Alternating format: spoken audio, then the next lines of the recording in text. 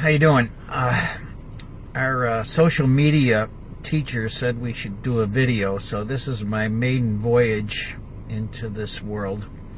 So bear with me, but I wanted to show you where I work in commercial real estate, and if I'm doing my job right, it's in a car going out to see customers.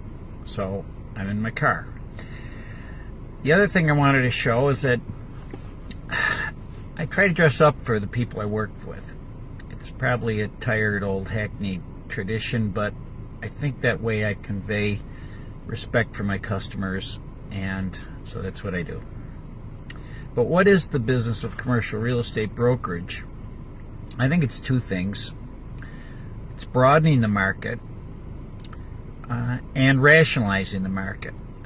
Broadening means getting more choices for customers than they could do on their own by just driving around and writing phone numbers down. So I try to find more properties for people looking for properties and more prospects for people who have property they want to dispose of or lease. The way I do this is through being in all the databases. That means even the multiple listing system. It's predominantly residential, but there's things to be found there. LoopNet, Crexi, things like that. Also, I try to be really friendly with the other brokers, not just the commercial brokers, but the residential brokers too. They very often have friends in high places, and I've made several deals, many deals with residential brokers representing people that I wouldn't have known about otherwise. The other thing is, another thing is actually calling on folks and who have property that isn't actually listed or just are out in the business world. They don't usually announce themselves, so you have to go out and find them. But that's kind of the fun of it, actually, is to knock on doors and see how folks really live, and you can tell very immediately whether an office is got too many people or not enough people in it, and whether they have a problem of too much space or too little space. So it's great intelligence to find out how folks really live in the market. You do that by knocking on doors. And then once you've got these kind of datas put together, you have to keep them in a retrievable database. I use ACT. I think it's a very powerful system, and it allows immediate retrieval. In addition to all of this now, the social media stuff, which I'm just immersing myself in, but this should be a great platform for further communications in business. Should be in the Facebook business section. The rationalization of the market is done through taking the facts that you find and quantifying them on spreadsheets. Lease comparisons are a particularly difficult thing to come up with.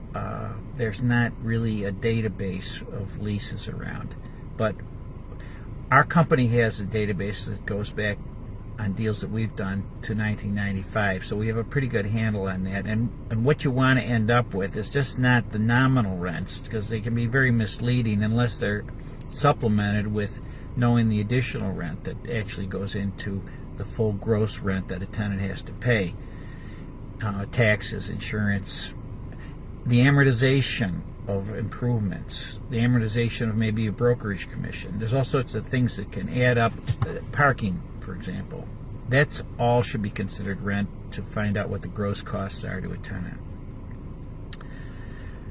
And then we have sale comparisons, and you can find those more easily through public records, but you can get apples and oranges and artichokes if you don't adjust for 1-story, 2-story, 3 stories, how much land is there, what the zoning is, how much space what percentage of the space has to be improved. There's all sorts of adjustments that have to be taken into account there. The zoning, for example, you got to have that's a very critical part of the comparison now too. So in addition to lease comparisons and sale comparisons, it's crucial that really for anybody they know who owns a piece of property, who would want to own a piece of property, what the income and expense projection would be for this. This would take the data that we got through the lease comparisons and the sale comparisons and subtracting off market expenses and anticipating the construction costs related to this possible purchase. And along with the expenses, you should anticipate future taxes, for example. Many times these buildings are under very low assessments when they're listed, and they will almost always have a much higher tax rate, which will be a greater expense for the purchaser. Anyhow, these types of things it's a lot of grunt work.